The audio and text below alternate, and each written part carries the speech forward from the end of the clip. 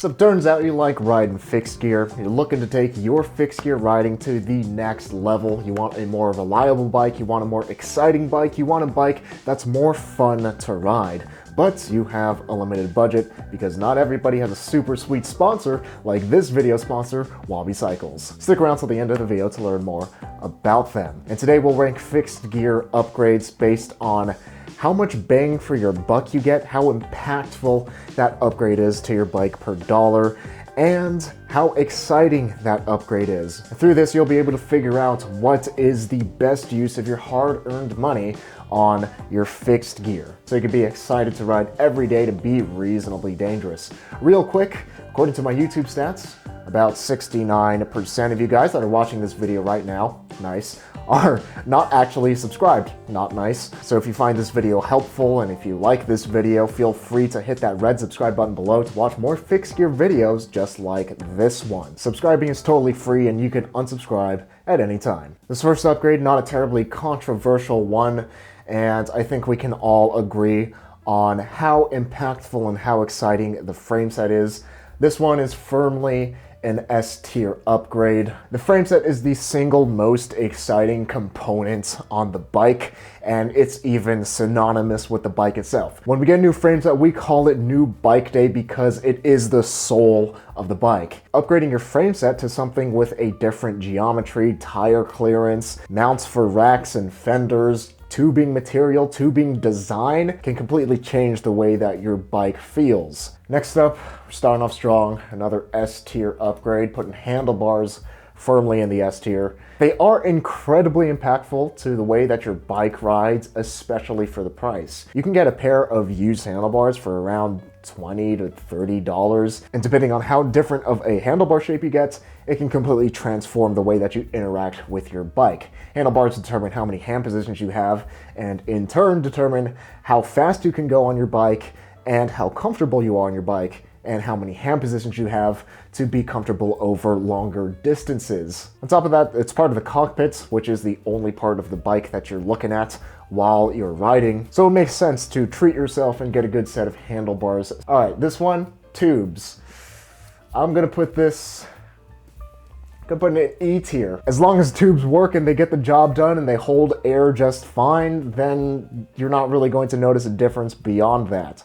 If you're trying to get into tubes that have like some sort of solution inside them that will help to prevent flats, you're doing things back-assward at that point. If you're getting nicer, more expensive tubes to prevent flats, you should just get better tires that will ride nicer and prevent flats anyway.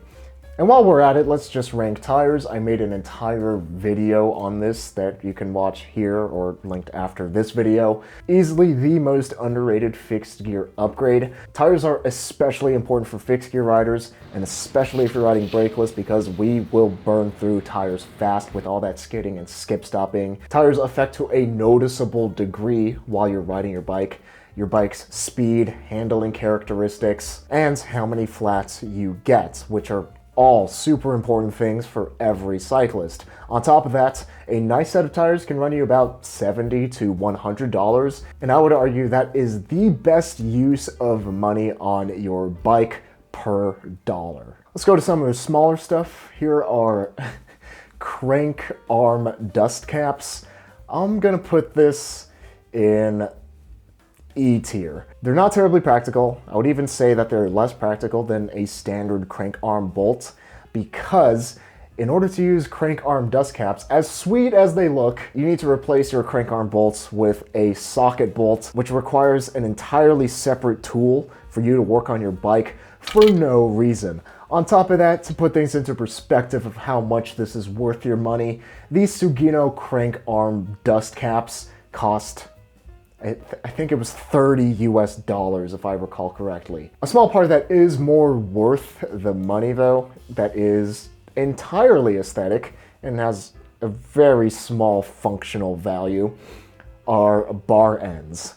For me, having metal bar ends just helps to tie the entire build together. They're a little bit easier to work with if you get nice ones, since you can just unscrew them and they pop right out, rather than trying to pry off one of those plastic bar ends. And A lot of times I'll see really nice bikes with plastic bar ends, which to me, that little lack of attention to detail makes the entire build feel cheaper. And when you're riding with the bar ends, it just feels nice, and it feels like your cockpit is well put together. Let's do wheels next. I'm putting this firmly in the A tier. Getting a new set of wheels can make you faster. It can make up hills on a fixed gear feel a bit more easy, or they can make your bike feel more planted and easier to control. Really important for me though, getting a good set of wheels means that you can chew them less and work on your bike less, meaning that you could just focus on having fun on your bike and actually riding it. I can't put it in S tier though because it's not nearly as impactful for dollar as the other S tier components. And breaking the wheel down into its components, the rim I'd say is the most important, but I'd put it at a C tier. Hub is the second most important. I'd also put that at a C tier. Hubs are super exciting if you get a baller set like a pair of Phil Woods or Dura Aces. But in my experience, as long as the hubs are sealed bearing and meet a minimum quality, they all feel pretty much the same to me, making them not a great use of money. Nipples, that'll be an E tier. As long as you don't get really cruddy nipples, they're going to work just fine. And lastly, the spokes, as long as they're stainless steel double-butted spokes, you're really not going to notice a difference. If you get fancy boutique Phil Wood spokes, nobody's even going to notice that you have them unless you point them out. If for some reason you're a kook that only wants to upgrade either your frame or your fork, let's talk about that. I'm putting a frame upgrade in the B tier because to me it feels really weird to upgrade the frame without also upgrading the fork. They're made to go together, but it is still exciting to get a new frame, even if you are keeping your old fork, because again, the frame is the soul and the identity of the bike, and that different geometry and different tubing can still really change the way that the bike rides. The fork, on the other hand, I'm gonna have to put that in C tier. While forks are nice and I do appreciate them, only the biggest bike nerds are going to appreciate and get excited about a fork upgrade. Again, forks are usually made to go with a specific frame set geometry to achieve specific handling characteristics. And in my experience, comparing between a steel fork, an aluminum fork, and a carbon fork, I honestly cannot feel the difference in ride quality between them. But because it has a huge impact on geometry, I have to put it in the C tier. This one is paint. And while paint is very exciting and changing the paint job and the color on your bike can really breathe new life into a frame set, very rarely have I seen DIY paint jobs on a bike done right. If I see 100 bikes that are DIY painted, probably one, maybe two of them will be really nice. Painting your bike isn't terribly expensive, but it does take a lot of time and a lot of space and a lot of patience and attention to detail. Heck, even a change in weather during the process of you painting your bike can ruin the paint job. And I can hear you in the comments, but what about spray bikes paint? I haven't personally used them myself, and the people that use spray bikes paint definitely do look better than most paint jobs that I've seen, but they're still not as nice in my eyes as something that's professionally painted. They still look like a DIY paint job. They still look a little rattly, a little grungy, which isn't to my taste. So unless you're that 1 or 2% of people that have the ability and the capability and the patience to paint a bike the right way, more often than not, it's going to end up looking worse than when you started. This one is the headset. It's a low E, maybe an F tier. People only usually upgrade their headsets when they just want to flex, but they don't change the way a bike rides at all. It's not like when you upgrade your headset, you're thinking, wow, I'm really saving a lot of watts in my steering. Like, you're buying it for bling. And on a similar note, I'm gonna put headset spacers in D. They have a very clear-cut purpose, and even the most basic spacers will function just as well as the highest end spacers. Stickers! That's a C. That's a C. They don't serve a purpose other than to tell people how dope you are. But stickers are cheap and can be exciting and help you to personalize your bike. Top caps aren't terribly exciting to me. You're just buying it because it looks cool, but it is something that helps to add a little bit of personality and accent color to your bike. Or the cranks. I'm putting that in B tier. In my experience, I only really notice the difference in a crankset when I am pushing the bike hard, either sprinting from a stop or going full sprint or going uphill. And cranks are certainly exciting. I view them as the heart of the bike. It's the center of the bike where the entire build comes together, and the crankset can set the tone for the entire bike. Although cranks are very exciting and impactful for the ride quality, they don't affect the moment-to-moment ride quality enough in my eyes to justify being higher on the tier list. Solid B. High B. I'll put it in a high B. On that note, the bottom brackets, the cranks determine your bottom brackets. If you're not using the matching bottom bracket for your crankset, I don't know what you're doing. But some bottom brackets are so trash that I just never want to ride them, like SRAM GXP. Bottom brackets, you don't see them, they're not terribly exciting, but the difference between a good bottom bracket and a bad bottom bracket can be the difference between having fun and hating riding your bike. It's a necessary part. For that, it's in the C tier. I'm also putting chainring in the C tier. As long as it's 144 BCD and of reasonable quality, then I really don't notice a difference between chainrings other than the sound it makes and how long they last. But even a decent quality chainring lasts plenty long, thousands and thousands of miles. But chainrings are pretty exciting, pretty bling, so I'm going to put them in the C tier. I'll put them at a high C. But assuming that you're using a reasonable size chainring, they don't change the ride quality of your bike too much. And the high-end ones can get pretty expensive, and you're not going to notice a difference between it and something that costs a third as much, unless you're a professional track racer. Chainring bolts, I'm putting that in F. Everybody who upgrades their chainring bolts upgrades their chainring bolts, they end up making their bike look worse a lot of times. Stick to silver, stick to black chainring bolts. If you're trying to add accent color with them, it ends up looking like you have Fruity Pebbles stuck on your chainring and it looks really awful in my eyes. No matter how nice the build is, it just cheapens it up and it's an unnecessary upgrade. Not even call it a downgrade. I'm putting the cog up in B tier because a 1-tooth difference on the cog is about the equivalent of a 2 or 3-tooth difference on the chainring. If you want to change your gear ratio, it's a lot easier to change your cog than it is to change your chainring. And cogs are also a lot more affordable than chainrings, so they have a bigger impact on the way that your bike rides per dollar. Although they're not as exciting. You know, now that I think about it, I'm actually bumping chainring up alongside there. Assuming you keep your chain clean and you replace it once it's worn out and needs to be replaced, I'm putting the chain in the C tier. You don't really notice a huge difference in chain.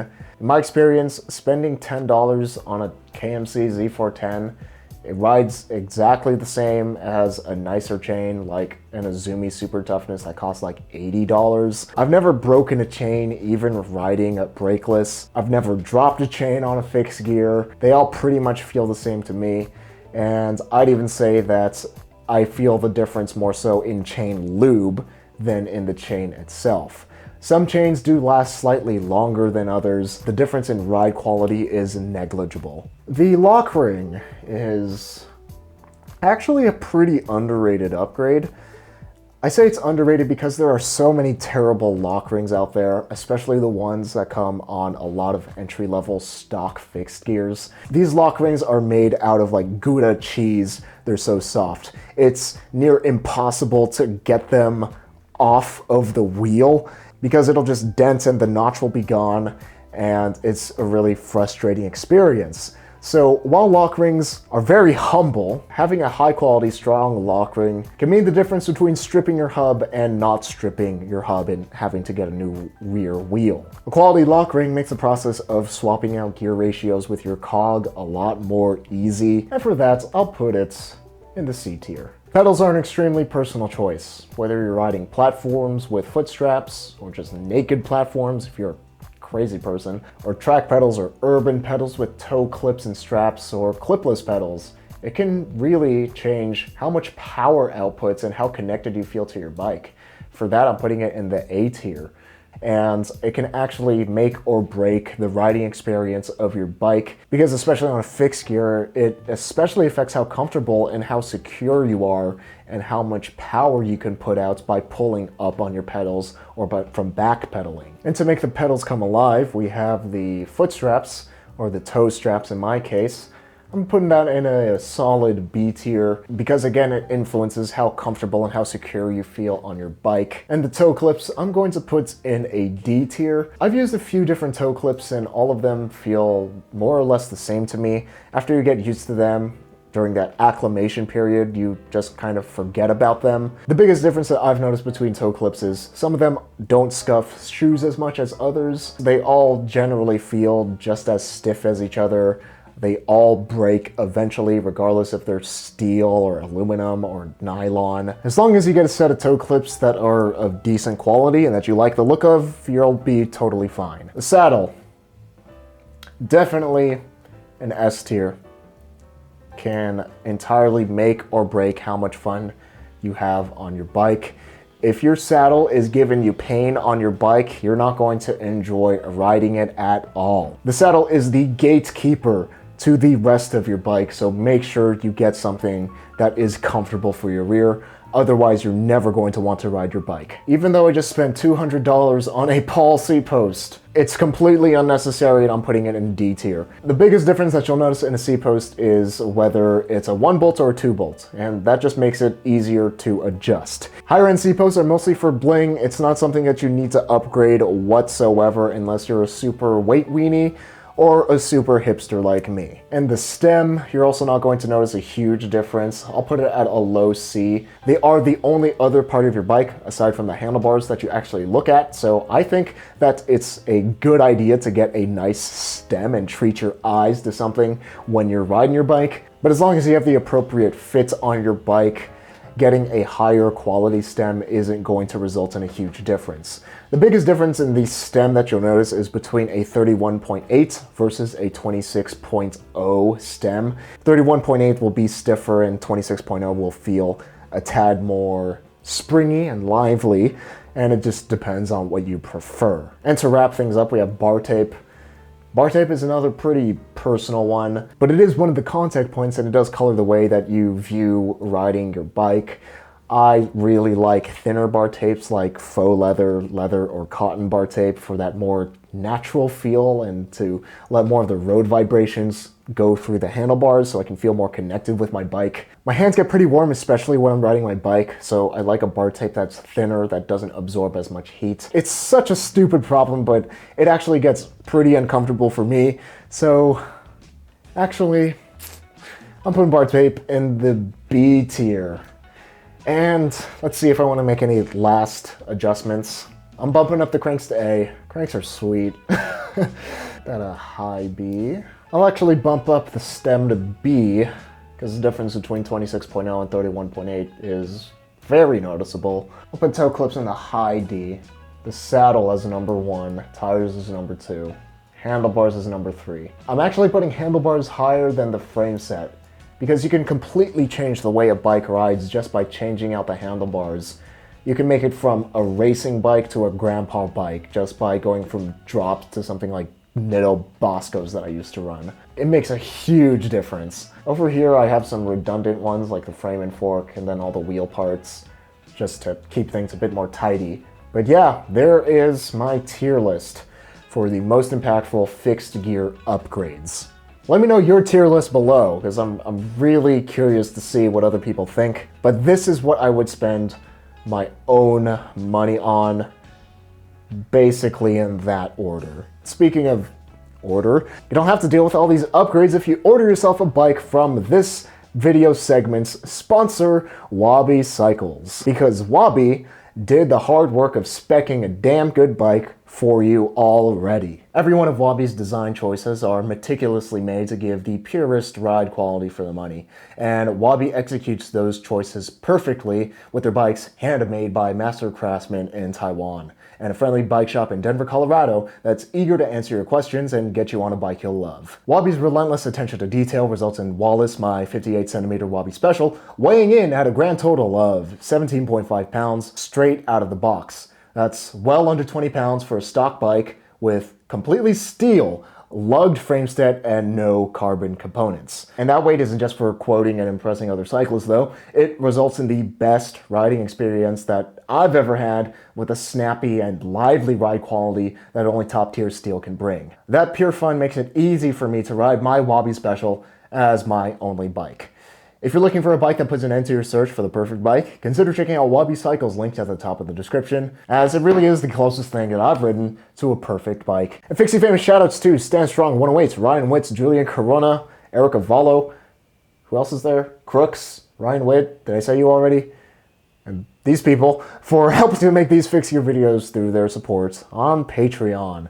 And stop watching me right now because life is short, but don't make it shorter, so remember to ride your bike every day to be reasonably dangerous.